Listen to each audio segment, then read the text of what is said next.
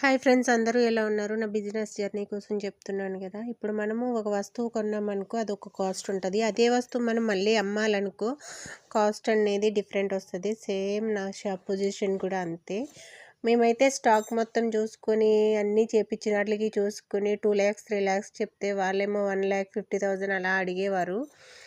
అయితే మాకు నేను డెలివరీకి వెళ్ళే టైం కూడా దగ్గరికి రావడంతో ఇంకెలాగోకలా సేల్ చేయాలి కదా అన్నట్టుగా ఎవరైతే తీసుకుంటే వాళ్ళకి ఇచ్చేద్దాము అన్నట్టుగా అనుకున్నాము. ఒకరు వచ్చారు, వాళ్ళకి షాప్లో ఉన్న స్టాక్ అయితే వద్దు, షాప్ కావాలి అన్నారు. షాప్ కావాలి అంటే ఫస్ట్ మేము ఒప్పుకోలేదు.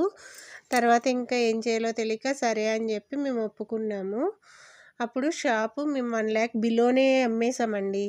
ఓన్లీ మా స్టాక్ మీద తెచ్చేసుకుని